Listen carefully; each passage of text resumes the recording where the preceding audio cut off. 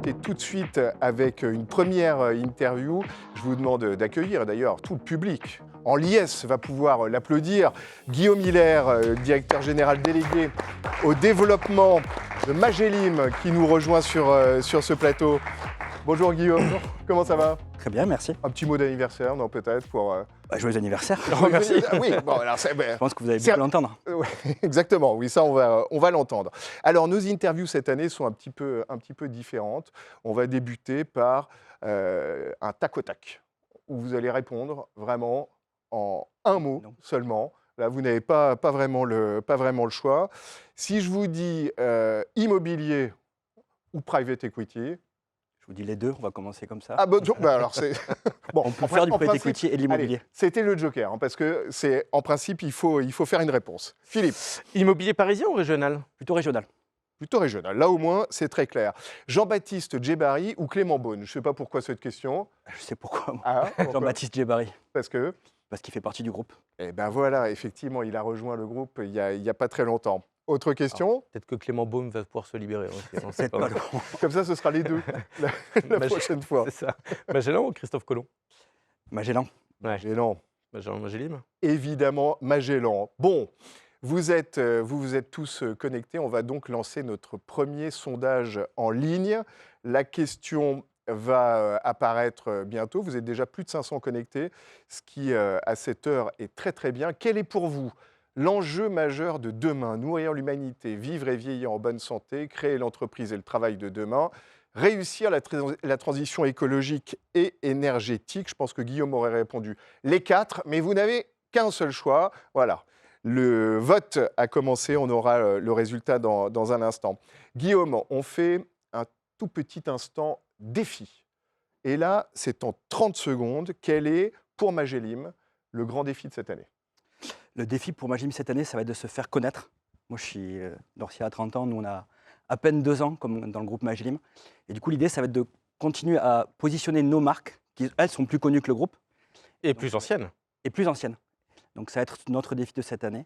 Et de continuer à fournir de la performance à nos clients, parce que je pense que la performance va être aussi un sujet, tu l'as évoqué, cette année. Bon, avec Djebari, ça va être facile de se faire connaître, hein. Il suffit de prendre son compte Instagram et tout ira bien. Autre défi. Une petite anecdote pour les 30 ans de Norcia? Alors, je suis tout jeune et Norcia, je connais depuis peu de temps. Je pense que la première, c'est quand je suis entré dans les bureaux de Lille. Ah oui. Ouais, le mélange, en fait, on l'a dit, hein, immobilier régional, qualitatif, une dynamique d'équipe. Et là, j'ai compris qu'on allait faire quelque chose avec Magellim et Norcia. C'est Bon. Spider-Man qui t'a fait impressionner, c'est ça? Ouais. C'est les Spider-Man, oui, qui sont... Moi, j'en ai une parce que Turgot s'est offert de ma part à 30 ans. 31 ans? A eu 30 ans. A eu 30 ans. Et je me souviens du début de Turgot. Voilà, c'est un petit souvenir ému de ça. En Bon. se disant à l'époque, monter une société de gestion, wouh! Alors, on entre dans l'interview à proprement parler et toutes les interviews seront sur le même canevas, c'est-à-dire que vous nous avez apporté une photo qui va apparaître et vous allez nous expliquer pourquoi cette photo, on la voit derrière, on devine un magnifique bateau et on voit évidemment Magellim qui apparaît. Pourquoi cette photo? Bah, déjà parce qu'on apparaît dessus, c'est déjà une bonne C'est réponse. plutôt une bonne chose. Non, c'est assez symbolique de ce qu'on veut faire et de comment on travaille dans le groupe Magellim.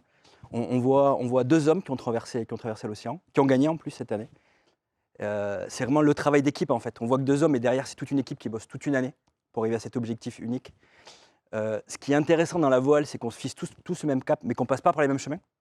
Donc nous, on essaie d'avoir des chemins différents, de répondre un peu à toutes les conditions de tempête et autres qui sont aujourd'hui celles qu'on trouve sur le marché. On a des marchés qui secouent et la voile secoue aussi.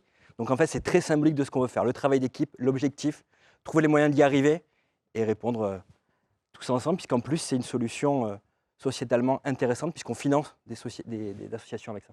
Oui, et notamment contre la sclérose en plaques. Donc bravo, en plus, ils ont gagné, c'est très bien. Première question sérieuse, cette fois-ci, de Et je vais l'interview. rebondir dessus. C'est vrai que la voile est souvent un vecteur de communication important dans la profession.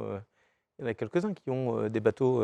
Il y en a quelques-uns. Il y en a qu'un qui gagne, mais il y en a quelques-uns qui communiquent sur la voile. Tout à fait. Mais effectivement, je pense que la comparaison est plutôt bonne. Bah, la symbolique. La symbolique est très bonne. Donc on connaît Magellan, on connaît Turgot, et qu'est-ce qu'il en est du groupe Magellim en tant que tel? On a 2 ans d'existence, donc Ben alors, le groupe Magellim aujourd'hui, c'est 4 milliards d'actifs sous gestion, donc ça commence à être un groupe important. On est complètement indépendant, on a encore un actionnariat familial. Effectivement, on connaît Foncière Magellan, qui est un peu l'origine du groupe. On connaît Turgot avec la SIVIA Génération. On possède aussi A+, dans le groupe, C'est vrai. Finance, et on continue à faire de la croissance externe. C'est un peu ça notre marque de fabrique. Aujourd'hui, on va chercher des expertises très régionales en immobilier, en private equity, demain en infrastructure avec Jean-Baptiste Djebari. Donc c'est ça notre idée, c'est de construire par croissance externe et par croissance organique, d'être vraiment une plateforme sur le non-coté, essentiellement, même si on a de la gestion obligataire, assez impactante sur les territoires sur lesquels on veut investir. Bon, vous êtes historiquement très investi dans l'immobilier. Tout à fait. Comment vous gérez cette période actuelle qui est assez délicate, pour employer un euphémisme? Alors nous, on la gère un peu comme on gère la voile en fait. On essaie de trouver le bon chemin pour obtenir l'objectif, hein. Je pense qu'il y a effectivement pas mal d'impacts négatifs sur l'immobilier en termes de valorisation, mais nous, le locataire continue à payer le loyer. Donc le rendement, qui est l'essence même de l'immobilier, on le distribue encore. Et puis on a vite switché notre modèle pour aller chercher des éléments avec plus de création de valeur. Voilà, on a essayé de répondre avec des produits différents, nouveaux, sur le marché, en répondant à des objectifs long terme, mais avec des positions assez opportunistes et dynamiques. Je pense au portage foncier avec les promoteurs. Voilà. On a essayé, nous, de bouger dans ce monde pour pouvoir continuer à délivrer de la performance auprès de nos clients. Même si la vente est quasiment à l'arrêt, là, on imagine. Alors, on continue à lever de l'argent, non, on continue à lever de l'argent et investir. Au contraire, c'est maintenant que le cash nous permet d'être très agressif, très opportuniste et de répondre à nos... Et donc de faire objectifs partie des contrats. moteurs, Exactement. ce qui est important en ce moment. Et aujourd'hui, avoir du cash quand on gère de l'immobilier, c'est vraiment le moteur, ou le vent dans les voiles, on va dire. C'est ce qui permet de saisir les opportunités. Et il y a un point qui est important, c'est que le rendement est là. Contrairement, on fait souvent le parallèle avec la crise de 95, 96, 97, où là, il y avait une vraie problématique du rendement, puisqu'il y avait moins de locataires, où les locataires payaient moins. Aujourd'hui, le rendement, il est là. Les locataires sont toujours là, ils payent toujours. Et quand on a le cash, on a la possibilité de négocier le prix. Donc en plus, on peut afficher du rendement bien supérieur, puisque le rendement, je le rappelle, c'est quand même le loyer sur le prix d'acquisition. Alors, justement, par rapport à ça, vous avez du private equity, vous avez de l'immobilier. C'est deux vecteurs d'investissement qui ne sont pas très liquides, voire peu liquides, et qui peuvent être des fois en difficulté par rapport à ce manque de liquidité. C'est quoi vos axes de développement sur 2024? Est-ce que vous avez un axe de développement par rapport à ça ou pas? Nous, on va continuer à faire ce qu'on a essayé de faire avec le modèle de VIA Génération. Donc, trouver des modèles nouveaux sur de l'immobilier ou du private equity, les tester dans le monde institutionnel, c'est ce que fait Jean-Baptiste quotidiennement, et ensuite offrir au plus grand nombre une solution qui reproduit cette performance.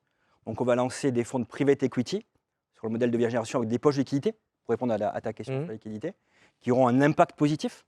On travaille avec le groupe SOS pour travailler là-dessus. On a externalisé toute une recherche sur l'impact auprès du groupe SOS pour pouvoir être complètement transparent sur ce qu'on fait en termes d'impact. Donc ça va être, je pense, ça va être au premier semestre qu'on va réussir à lancer ce fonds-là. Et en fin d'année, on viendra sur le marché en termes d'UC, unité de compte, sur de l'infrastructure. Là aussi, SFD Earner et Impact avec le groupe SOS. Dernière question, Guillaume. Sur quel sujet travailler ensemble? C'est un ensemble assez large, Norcia et les autres.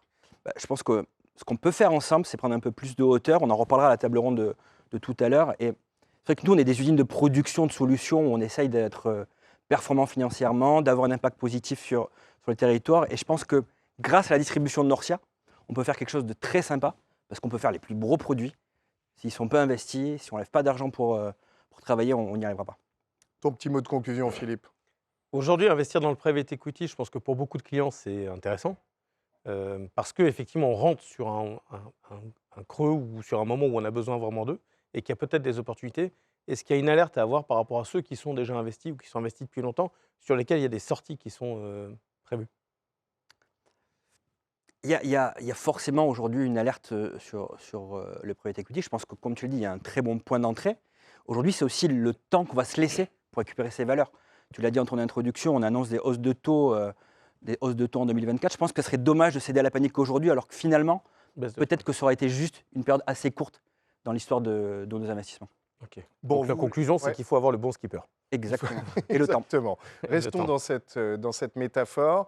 Alors, le skipper, en plus, ça évite d'employer des énergies fossiles. Et là, vous devinez la réponse au sondage. Vous auriez voté, vous aussi, réussir la transition écologique et énergétique, Guillaume? Oui, forcément, puisque les trois autres, en fait, en dépendent. Je ne peux pas nourrir l'humanité si je n'ai pas réussi ma transition. Bien vieillir dans un monde compliqué, ça va être très difficile.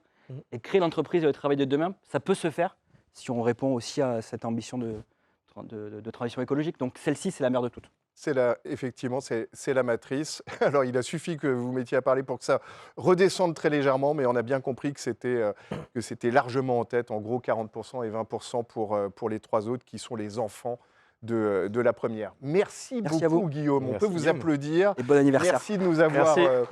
rendu visite. Dans un instant, deuxième interview. Juste après, vous allez voir un petit moment de pub un tout petit peu vintage.